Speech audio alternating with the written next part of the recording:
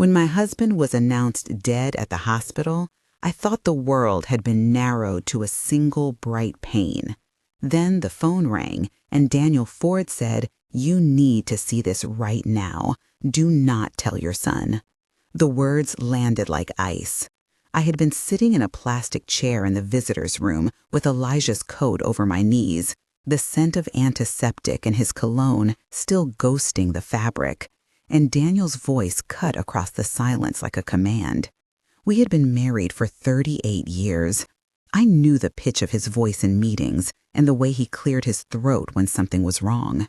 That day, it trembled. I put my hand to my mouth and tasted the hospital coffee in my cheek and the salt of my own tears, and understood that the ordinary scaffold of our life might be a lie. I would not tell Marcus until I knew why I could not. I promised myself I would see what Daniel had and then decide. The house smelled of lilies and folded cloth. Sunlight slanted through the curtains and turned the table into a slab of pale gold. I left Elijah on the bed and the nurse holding his hand and walked out into a city that felt suddenly unfamiliar. We had stitched our lives together from small rituals. Elijah and I bought our first house with 2 paychecks and a used sedan. He taught me how to prune roses and how to read a balance sheet in a way that made sense. We ate cereal standing at the kitchen counter on early mornings while the radio crooned. For 38 years, he was my partner in a way that was patient and exacting. My childhood in a small town had taught me to keep my hands busy and my promises sacred. I had worked as a school librarian in my 30s and felt a quiet pride in being useful. Later, I learned bookkeeping for the local church and balanced neighborhood budgets. Those skills made me practical and cautious about paperwork. The night Elijah and I married, his mother pressed a simple silver locket into my palm and said, "Keep accounts of what you love." I carried that phrase like a talisman. Then came the cancer diagnosis and the treatments that hollowed out our normal life. For 2 years, I measured time in appointments and pill bottles. I believed that after all that, we understood each other in a way that would protect us. I was wrong. At the funeral, Marcus spoke with the steady voice of a man who thinks grief is a docket to be managed. Kira, his wife, arranged the flowers with a smile that seemed to me at once practiced and precise. I felt like a spectator in my own life. The church smelled of wax and lilies, the choir hummed low, and there were murmurs in the pews that brushed me like drafts. After the burial, I stood by the grave and heard someone say, "She must be tired, poor thing," and someone else whisper that the house would be easy to clean now. Marcus hugged Kira and then stepped away as if there were a performance to maintain. Later, at the wake, Daniel Ford tapped my shoulder and asked me to go with him to his office. In his hand, he held a manila envelope. He said, "I cannot show this at the hospital." He said, "Please come alone." My legs felt leaden as I walked into his building, the elevator singing with every floor. The office smelled of coffee and expensive leather. Sunlight reflected off glass and a tidy pile of quarterly reports. Daniel closed the door behind us and then opened the envelope with 2 hands that trembled only a little. He placed a sheaf of papers on his desk and pushed them toward me. "You need to look at these," he said. There was a photograph folded between pages. My eyes found Elijah's face in the photo, cueing a memory that felt like static. In the weeks that followed, small things accumulated into suspicion. At first, they were almost absurd. A bank statement that arrived with a late stamp. A check missing from a box I knew had been in the top drawer. The thermostat set to a temperature I did not remember choosing. I would find a letter from the clinic addressed to Elijah they had not been opened, and then a note from the assistant saying, "Everything has been taken care of." Marcus would answer my questions with a patient, "We will handle it, Mom." Kira would say, "You should rest." Linda, the nurse, would call and say, "He did not want to worry you." It felt like a slow tightening. I began to see patterns. Someone changed passwords on email accounts. Receipts for transfers appeared in a folder I had never seen. The roses in the backyard started to die because the gardening service I paid for did not show up. There came a night when I discovered a copy of a power of attorney tucked in a false bottom of a kitchen drawer. The signature seemed familiar, but the date was recent. I sat on the linoleum floor with the envelope open and the refrigerator humming and thought of all the small compromises we make for convenience until they become a map of a stranger's hand across our lives. My mind kept returning to that photograph Daniel had shown me. I could not forget the way Elijah's smile was half weary in it, like someone forced to play a part. I began to keep a small journal. I wrote down dates and phone calls, names like ledger entries. I asked my neighbor Rosa if she had seen anything unusual. She said, "Honey, people come and go." Angela from the community center stopped by with a casserole and left with a look that was gentle but guarded. Thomas Hale at the bank would not give me account details without proof of authority. The more I asked, the more Rob the assistant seemed to appear at the wrong moments. I started to notice the smell of cologne that was not Elijah's in rooms where he had slept. I found a receipt from a private conveyance company that I did not recognize. These things were each small and could be explained away, but they aggregated and made a shape in my mind. I felt increasingly alone in a house full of memory. Then Daniel brought a recording. He had found an old voicemail clipped to a file. He pressed play, and the room filled with Elijah's voice as if it were a presence. The tape was rough. On the recording, Elijah said, "Marcus, sign it as discussed." Kira laughed softly in the background. The breathing on the line sounded like someone holding their breath. After the recording, Daniel said, "I could not believe it either." He added, "We have bank records that show transfers you never authorized." I remember the way air left my chest. Each document Daniel spread across the desk was a blade of proof. There were signed forms, notarized copies, a power of attorney dated 3 months before his death, and bank transfers to an account with the name of a local management company. My hands shook as I touched the paper. The ink left a faint smear on my fingers and smelled of toner and dust. I felt nauseous. It was at that moment I understood why Daniel had said, "Do not tell your son." He was afraid of a confrontation that could erase evidence. He was afraid of a family violence that would come like a gust and scatter the papers. My first confrontation with Marcus was the kind of scene I had lived in my head 100 times since the funeral. It happened in the living room with the late afternoon light, making the wallpaper look like a memory. The scene required many exchanges. I will reproduce it as I remember it because it shows what people do when their next step needs to be a theft of conscience. I said, "Marcus, I saw these documents today." He looked at me like a man who had been practicing restraint. He answered, "What documents, Mom?" I said, "The power of attorney." He said, "You probably do not understand what they mean." I said, "I understand signatures, Marcus. I have balanced budgets and signed forms for the church." He said, "Sit down." I did not. I said, "Who signed this?" He said, "Dad." I said, "He did not sign this." He said, "You are upset." I said, "That is not the point." He said, "Your grief is making you confused."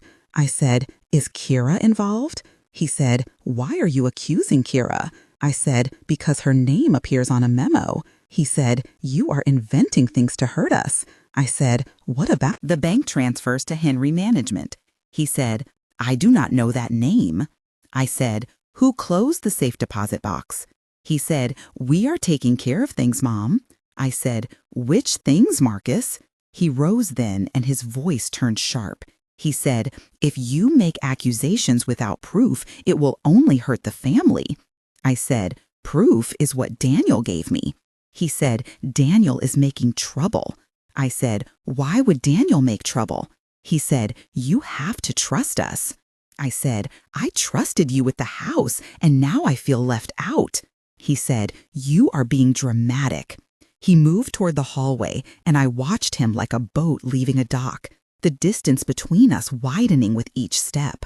The room smelled of dust and lemon polish. The clock on the mantel ticked. My hands were cold against the paper. After that conversation, I reached out to Sarah Mendez, a lawyer Daniel recommended, who had a reputation for being meticulous. Sarah listened and asked for everything I had. She told me to leave the paper copies with her and not to sign anything until she had reviewed it. Her office smelled of paper and brewed coffee and had a wall of law books that seemed to promise order. She said, "We will get a forensic accountant." She said, "We will subpoena the bank." She said, "Do not confront them again without counsel." I could hear the hinge of authority in her voice and felt both relief and impatience. At Sarah's urging, we opened an investigation. Mateo Cruz, an investigator, called me by name and said, "Tell me everything you remember, even things that seem small." He arrived one morning with a camera bag that smelled faintly of leather and lens cleaner, and a folder of forms. The first set of interviews involved neighbors and the man who had done the gardening, Luis. He said, "I saw Marcus in the driveway with a small box." Angela said, "I saw packages being carried the week after the diagnosis." Rosa said, "The mailman complained that mail was being forwarded." Each testimony was a stitch in a wider fabric. We found a signature that did not match Elijah's hand on the power of attorney. The bank produced CCTV footage.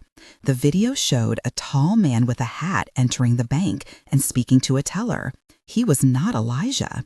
We had a paper trail that traced deposits, transfers, memos that authorized access to accounts, and a notarized affidavit that had the wrong middle initial. The forensic accountant, a woman named Priya, explained to me simply how these things are analyzed. She said, "We look for inconsistencies in handwriting, patterns of transfers out of accounts that do not align with living expenses, and sudden withdrawals that coincide with the appointment of a power of attorney." Her explanation was technical but clear and left me steady enough to listen.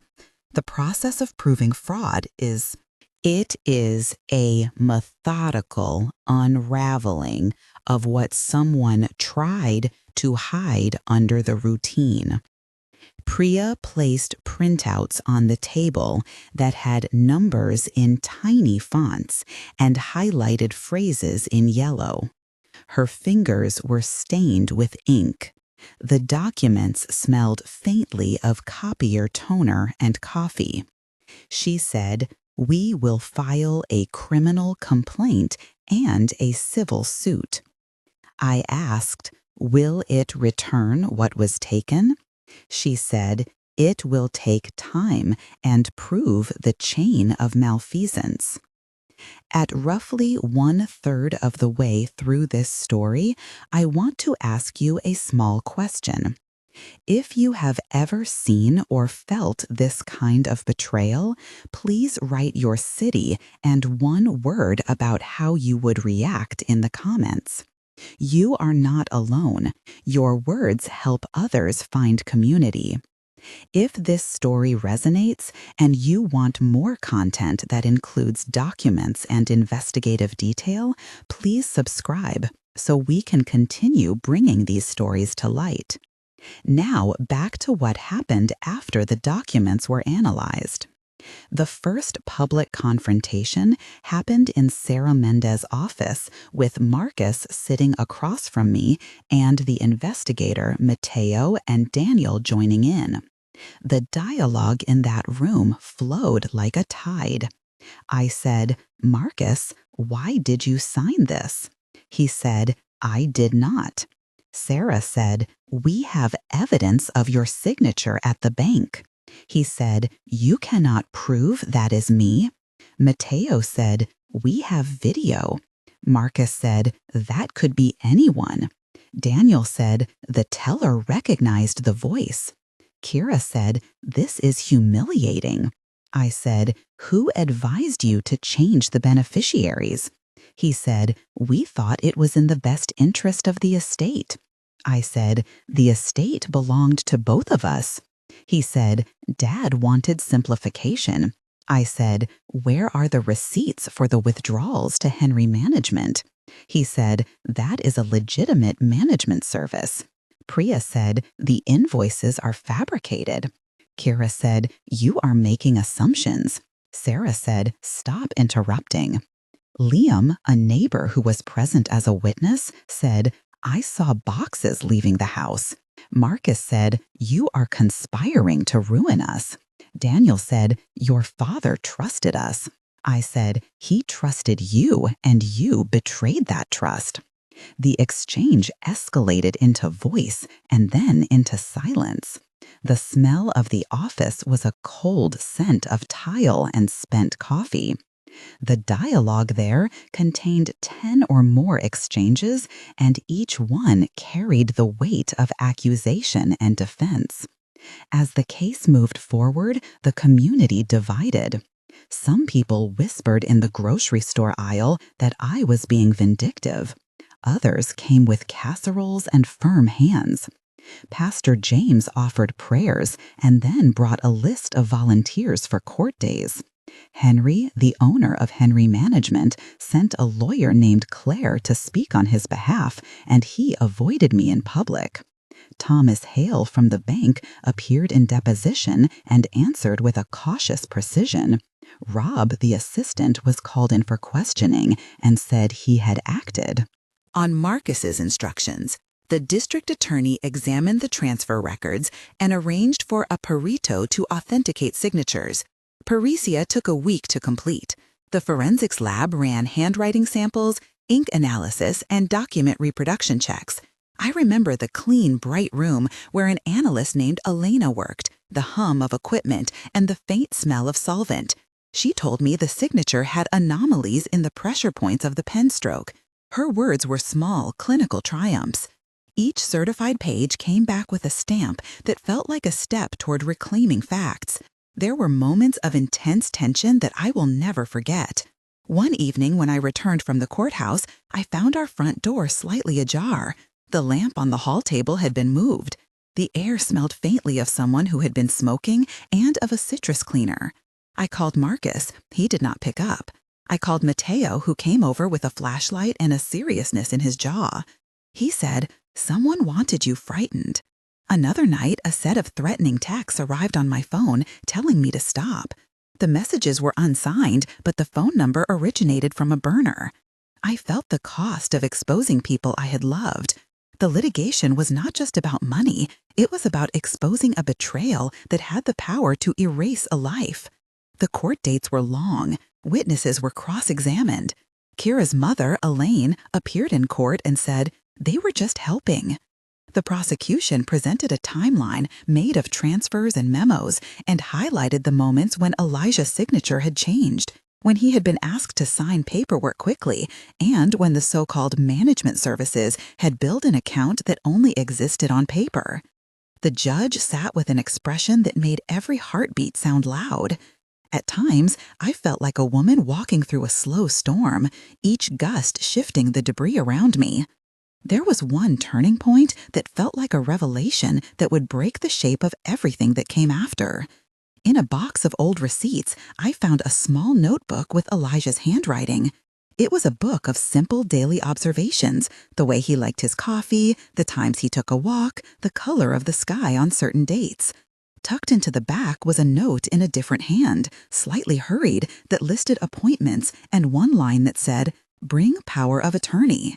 It had a stamp from the clinic with a receptionist's initial. That piece of paper connected the dots in a way that made a lie look like a plan. When Sarah presented the notebook in court, the room felt like a slow intake of breath. The judge allowed it as evidence, and the prosecution rested a case that felt built of small truths. The result was a suspension of certain powers and an order for the bank to freeze transfers pending further review. Legal processes are procedural and specific. When you file for probate matters, the court issues a notice to creditors. A temporary administrator may be appointed, and banks must comply with subpoenas that request transaction histories. Forensic accountants follow standard practice by reconciling ledgers with known living expenses and flagging abnormal transfers. A power of attorney can be challenged by comparing handwriting samples and certifying notary stamps. These are technical steps that feel bureaucratic, but they are the bones of how an estate can be protected. The clerk explained that the bank had 30 days to respond to the subpoena, and that the perp could face both civil and criminal liability. The timelines were slow and exact, and they allowed you, if you were meticulous, to point to every instance of manipulation. By the time we reached a settlement hearing, there had been public humiliation and private sorrow. Marcus and Kira were advised by counsel and offered a settlement that required restitution, oversight by a court-appointed administrator, and a public apology. Some people asked why I did not press for maximum punishment. The truth was, I wanted accountability that would prevent future theft rather than indulge in revenge. I wanted the paperwork to be corrected, the signatures nullified, and the management company dissolved. The court ordered a review that required monthly reports to a probate officer and restrictions on access to accounts. Henry Management dissolved its local branch. Rob the assistant pled guilty to accessory and received community service. The district attorney charged Marcus, and the case moved to a plea. The legal consequences were public, but the emotional ones were deeper. Trust had been fractured, and I had to rebuild not just my finances, but my sense of how to be in the world. After everything settled, a few things were irretrievable. There were items that had been sold and photographs that had been misplaced. Yet other things returned. The bank reversed several transfers. A portion of the estate was secured, and a new arrangement for the house was put into place. For a long time, I could not walk past the study without remembering the image of Elijah's hand and the way paper could be used as a weapon. My friendships shifted. Angela visited every Saturday and brought soup.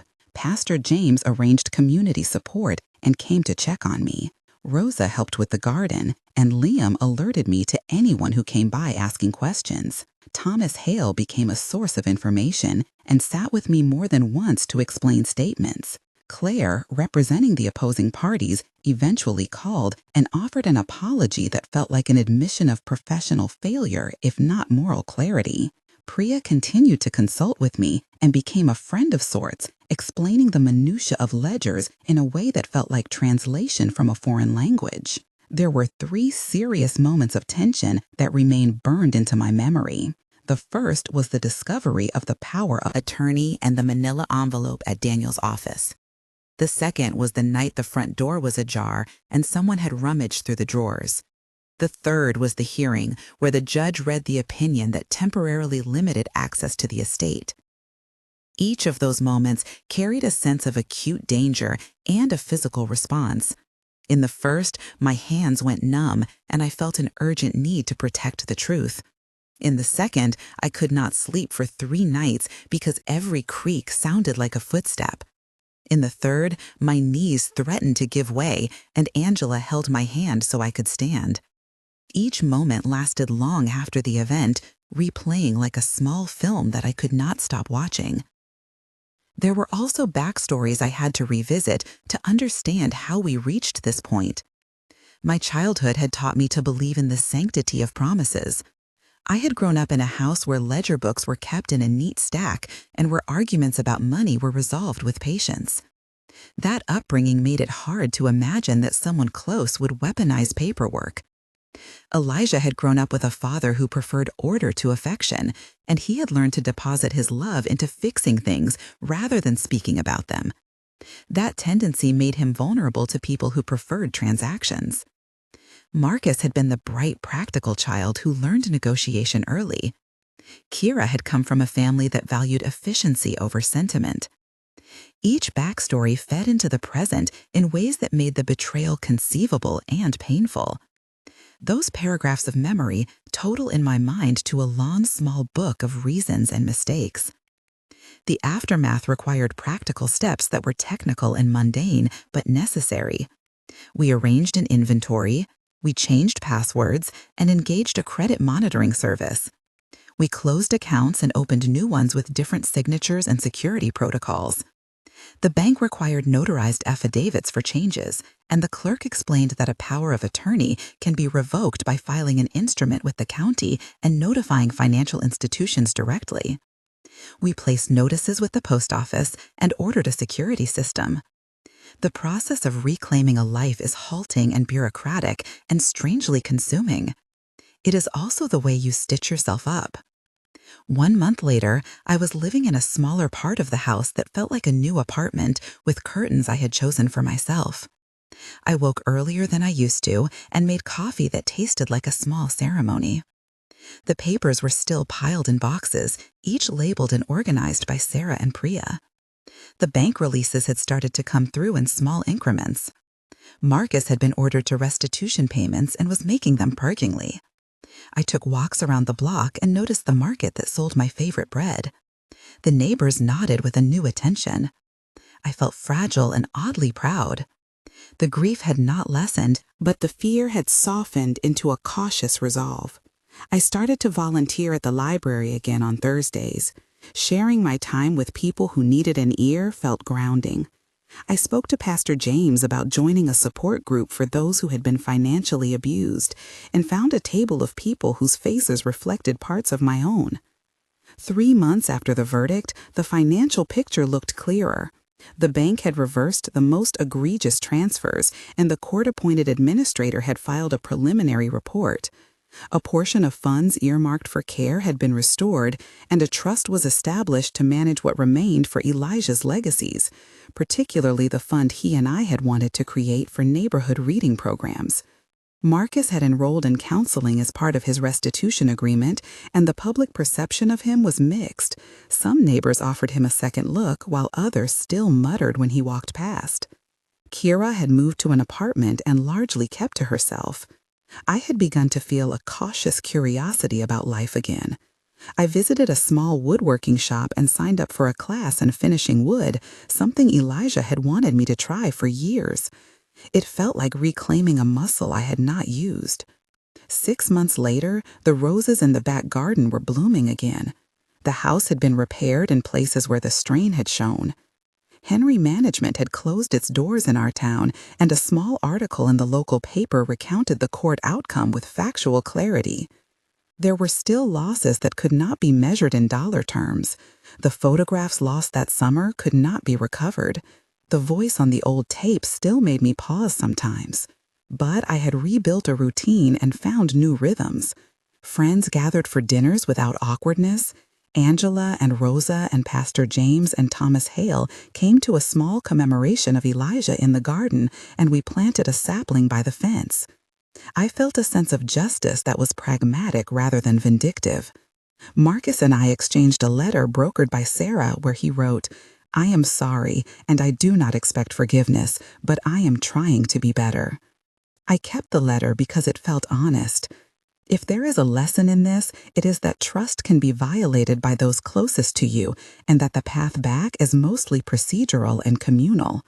You need documents, witnesses, careful counsel, and a community that will hold you. You need to keep a record and ask for help from professionals who can translate the language of banks and courts.